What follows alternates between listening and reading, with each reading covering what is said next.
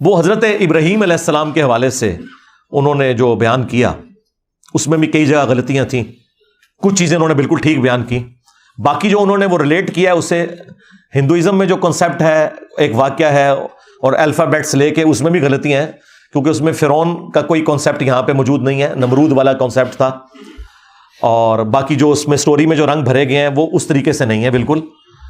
یہ تفصیلی واقعہ اللہ تعالیٰ نے سورہ ابراہیم کے اندر قرآن میں بیان کیا، اور سورۃ الحج میں بھی اس کا ذکر موجود ہے، مختلف صورتوں میں، سورۃ البقرہ میں بھی کچھ حصہ موجود ہے تفصیل کے ساتھ، سورہ ابراہیم میں اور بخاری اور مسلم دونوں کے اندر حدیث موجود ہے جس میں ایک سے زیادہ احادیث ہیں جس میں یہ پورا واقعہ موجود ہے کہ حضرت ابراہیم علیہ السلام کی 2 بیویاں تھیں، سیدہ سارہ تھیں جن کے ساتھ وہ ہجرت کر کے نکلے اور ان کو اولاد کوئی نہیں تھی، راستے میں ایک بادشاہ کے پاس سے ان کا گزر ہوا، اس بادشاہ کا کوئی ذکر موجود نہیں کہ وہ بادشاہ کون تھا۔ بعض نمرود کا ذکر کرتے ہیں، نمرود کے ساتھ جو ان کا انٹریکشن ہے وہ دوسرے واقعے میں ہے جس میں حضرت ابراہیم علیہ السلام نے کہا تھا کہ میرا رب وہ ہے جو مشرق سے سورج نکالتا ہے، جو سورۃ البقرہ میں، وہ نمرود کے ساتھ تھا۔ یہ کسی بادشاہ کا ذکر ہے، بخاری مسلم میں یہ تفصیل نہیں ہے کہ وہ بادشاہ کون سا تھا۔ بہرحال اس بادشاہ کو جب پتا چلا کہ حضرت ابراہیم علیہ السلام کی جو بیوی ہے وہ بہت خوبصورت ہے، تو اب ظاہر ہے وہ بادشاہ نے ان کو بلوایا اپنے پاس، تو حضرت ابراہیم علیہ السلام نے سیدہ سارہ سے کہا کہ تم اسلام کے رشتے میں میری بہن ہو، اور یہی میں نے بادشاہ کو بتایا ہے، کیونکہ اگر میں بتاتا کہ تم میری بیوی ہو تو وہ مجھے قتل کروا دیتا۔ ظاہر ہے اس زمانے میں تو نگاہیں مار کے بزرگ کچھ نہیں کر سکتے تھے نا، ہاں جی اے بھی رزلٹ نکلتا ہے بچوں، انجینئر کا دماغ کتنے جاتا ہے، ہاں ابراہیم علیہ السلام جیسا ہے ہی کوئی نہیں، تیرے سارے بابے شے ہی کوئی نہیں۔ یہ معجزات جب اللہ تعالیٰ چاہتا ہے ہوتے ہیں، یہ پیغمبروں کے اختیار میں نہیں ہوتے۔ خیر وہ جب حضرت سارہ ان کے سامنے گئیں تو بخاری میں آتا ہے کہ اس نے آپ کی طرف ہاتھ بڑھائے، تو اللہ تعالیٰ کا معجزہ ظاہر ہوا، اس کا ہاتھ وہاں سے ہلنا بند ہو گیا۔ 3 دفعہ اس نے یہ حرکت کی، اسے پتا چل گیا کہ یہ کوئی عام عورت نہیں ہے، وہ اتنا ڈر گیا کہ اس نے اپنے درباریوں کو بلایا اور اس نے کہا کہ ان کو رسپیکٹ کے ساتھ رخصت کرو، اور اس نے ایک عورت جو کنیز کے طور پر حضرت سارہ کو گفٹ کی تھی، ہاجر، یہ ہاجرہ لفظ نہیں ہے، ہاجر لفظ ہے۔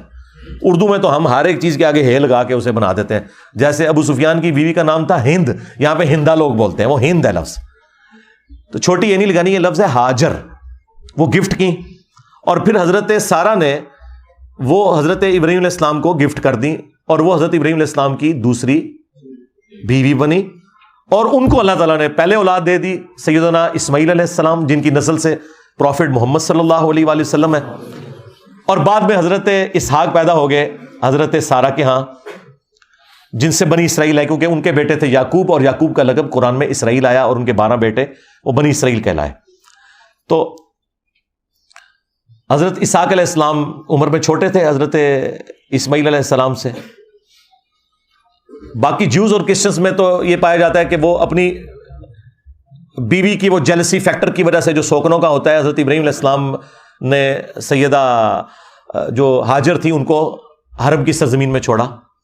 اسلام میں ایسی کوئی کانسیپٹ نہیں ہے، ہو سکتا ہے کوئی بظاہر ایسی وجہ بن گئی ہو، وہ بظاہر تو کوئی بھی وجہ بنتی ہے، لیکن جو بخاری مسلم میں ہے اور اس کو سپورٹو قرآن میں سورہ ابراہیم میں آیت موجود ہے، اور باقاعدہ بخاری مسلم میں الفاظ ہیں کہ حضرت ابراہیم علیہ السلام نے جو سیدہ ہاجر کو اور ان کے بیٹے اسماعیل کو جب اکیلا وہ مکے کی سرزمین میں چھوڑا، جب بالکل بیابان تھا، کوئی بھی نہیں تھا وہاں پہ، اور وہ چھوڑ کے واپس ہو گئے، اب ظاہر ہے ان کا بھی دل پسیج رہا تھا، کوئی بات بھی نہیں کی، اور سیدہ جو ہاجر تھی وہ پیچھے سے آواز دے کے پوچھتی رہی کہ یہ آپ ہمیں خود چھوڑ کے جا رہے ہیں یا اللہ کے حکم کے اوپر؟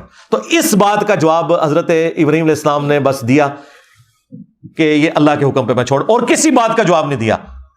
اور دیکھیں اس عورت کا عقیدہ معاہدہ، انہوں نے کہا کہ اگر اللہ کے کہنے پہ آپ نے چھوڑا ہے نا تو وہ ہمیں خوار نہیں ہونے دے گا یہاں پہ، پھر آپ جا سکتے ہیں، ٹھیک ہے۔ یہ عقیدہ آپ دیکھیں کیسا، یعنی پیغمبر کی بھی حاجت نہیں رہی، جو ہسبینڈ بھی تھا، جب انہوں نے یہ کہا کہ اللہ کے کہنے پہ چھوڑا ہے تو بس پھر وہ بخاری مسلم میں آیا کہ اللہ تعالیٰ نے جبرائیل علیہ السلام کو بھیج کے وہ زمزم کا پانی وہاں سے جاری کر دیا ان کے لیے، وہ چشمہ آج تک جاری ہے مکے کی سرزمین میں۔ اور پھر حضرت ابراہیم علیہ السلام کی دعائیں ہیں سورہ ابراہیم کے اندر دیکھ لیں بیابان تھا, دنیا کا ہر فروٹ وہاں پہ پہنچ جاتا ہے. اتنے ٹورسٹ کسی جگہ بھی نہیں اتنے ملکوں کے جاتے ہیں جتنے مکہ کی سرزمین میں جاتے ہیں. یہ حضرت ابراہیم علیہ السلام کی دعاؤں کا ایک سلسلہ, اور آج تک اس زمانے میں بھی 4 سے 5 ملین لوگ, 40-50 لاکھ لوگ حج کرتے ہیں. سنت ابراہیمیہ ہم اسے کہتے ہیں. دیکھ لیں, قربانی کو ہم سنت محمدیہ نہیں کہتے, سنت ابراہیمی کہتے ہیں, کیونکہ ہمارا دین ابراہیمی ہے. محمد رسول اللہ صلی اللہ علیہ وآلہ وسلم کے جد امجد ابراہیم علیہ السلام, ملت ابیکم ابراہیم, پیروی کرو اپنے باپ ابراہیم کی ملت کی. ہوا سماکم المسلمین من قبل وفی ھذا, جنہوں نے قرآن کے نزول سے پہلے ہی تمہارا نام مسلم رکھ دیا تھا, اور اللہ نے بھی اس کتاب کے اندر تمہارا نام مسلم رکھا ہے. تو یہ پورے کا پورا واقعہ موجود ہے. کوئی حضرت ابراہیم علیہ السلام نے کوئی وہ بیویوں کی لڑائی ختم کرنے کے لیے کام نہیں کیا. یہ تو ظلم پہ مبنی ہے, نعوذ باللہ, کہ حضرت ابراہیم علیہ السلام اللہ کی اجازت کے بغیر ہی ایسی جگہ کے اوپر جہاں پہ کوئی بھی نہیں ہے اپنے بیوی بچوں کو مرنے کے لیے ریگستان میں چھوڑ دیتے. نعوذ باللہ, ایسی کوئی بات نہیں تھی. یہ ان کی طرف بالکل غلط بات منسوب کی گئی ہے. اسلام میں ایسا کوئی کانسیپٹ موجود نہیں ہے. باقی جو بتوں کو توڑنے کا ذکر ہے وہ سورۃ الانبیاء کے اندر تفصیل کے ساتھ آیا ہے, اور وہ انہوں نے اس میں ذکر کیا کہ قرآن میں موجود ہے چیپٹر نمبر 21 کے اندر, کہ ابراہیم علیہ السلام نے سارے بت توڑے اور اینڈ پہ کلہاڑا رکھ دیا بڑے بت کے کندھے پر, اور توریہ کیا. جب انہوں نے پوچھا کہ ہاں بھائی یہ کس نے کیا ہے, تو لوگوں نے کہا کہ وہ ایک نوجوان لڑکا ہے, ایک چھوکرا جس کے بارے میں ہم نے سنا اسے ابراہیم کہا جاتا ہے, وہ یہ باتیں کرتا تھا, بلاؤ اس کو. جب بلایا گیا تو حضرت ابراہیم علیہ السلام نے توریہ کیا. جب انہوں نے پوچھا کہ تم نے یہ کیا, تو حضرت ابراہیم علیہ السلام نے کہا کہ ان کے بڑے سے پوچھو, یعنی اگر یہ بولتا ہے تو پوچھو اس سے. اور کلاڑا اس کے اس پہ رکھا ہوا تھا, یعنی وہ دونوں مطلب کنوے کر دیے, جھوٹ بولے بغیر. توریہ پھکی دے دی, اینٹی وینم دے دیا. سمجھ رہے ہیں نا, سمجھ رہے ہیں نا, یہ وہ کیا انہوں نے. یہ پھکی کا اگلا ورژن ہے, سمجھ رہے ہیں نا. ہاں, اسی اصول اور مبادی پہ الزامی جواب. تو وہ انہوں نے پھر کہا کہ تمہیں تو پتہ یہ بولتے نہیں ہیں. پھر انہوں نے کہا کہ اف ہے تمہارے اوپر اور جن کی تم عبادت کر رہے ہو, انتم وآباؤکم فی ضلال مبین, تم بھی اور تمہارے سارے آباء و اجداد بھی کلی گمراہی میں تھے. لوگ کہتے ہیں انجینئر صاحب وہ اللہ تعالیٰ نے موسیٰ علیہ السلام کو بھیجا تھا نا فرعون کے پاس, تو کہا تھا کہ ذرا ہاتھ اولا رکھیں. ہاں, وہ اس لیے کہا تھا کہ حضرت موسیٰ علیہ السلام کا ہاتھ بڑا وزنی تھا. ہاں, وہ اسرائیل کو بھی لگا ہوا ہے, تو اس لیے ان کو کہا تھا ذرا نرمی کرنی. تو قرآن کی یہ آیت کیوں بھول جاتے ہو؟ تم ابراہیمی ہو اور مثالیں موسیٰ علیہ السلام کی ہمیں دیتے ہو, اور وہ بھی آؤٹ آف کانٹیکسٹ. موسیٰ علیہ السلام کو یہ کہنا چاہیے تھا, اللہ نے صحیح کہا کہ ہاتھ اولا رکھنا ہے, کیونکہ ان کی طبیعت میں بہت سختی تھی. 2 بندوں کی لڑائی چھڑاتے ہوئے ایک مکہ مارا, بندہ مار دیا. ہاں, تو ایسے بندے کو تو یہی کہنا چاہیے نا کہ ذرا نرمی سے بات کرنا.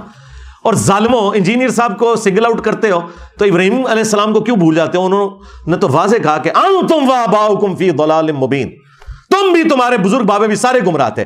اور میں آپ کو بتاؤں, یہ اللہ تعالیٰ کی کرامت ہوئی مجھ پہ کہ یہ واقعہ بیان کرتے ہی فی البدی میری زبان پہ جاری ہو گیا تھا کہ بابت شاہی کوئی نہیں. پہلی دفعہ جو میری زبان پہ جاری ہوا نا وہ اس واقعے کے اوپر ہوا تھا. پھر میں نے اسے جوڑا کہ میرے نبی سا ہے ہی کوئی نہیں, تیرے بابے تھے شاہی کوئی نہیں. یہ ابراہیم علیہ السلام کا نعرہ ہے کہ بابے تھے شاہی کوئی نہیں. انتم وآباؤکم فی ضلال مبین, میں تو صرف یہ کہہ رہا ہوں کہ بابے تھے شاہی کوئی نہیں. حضرت ابراہیم علیہ السلام نے کہا تھا وہ گمراہ تھے سب, تم بھی گمراہ, تمہارے آباء و اجداد بھی گمراہ. تو یہ واقعہ پورا سورۃ الانبیاء کے اندر موجود ہے, اور سورہ مریم کے اندر یہ 2 جگہ تفصیل کے ساتھ آیا, وہ آپ دیکھ سکتے ہیں. اور باقی اگر آپ نے تفصیلات دیکھنی ہے تو پی کے فلم دیکھیں, ہم بار بار مشورہ دیں گے.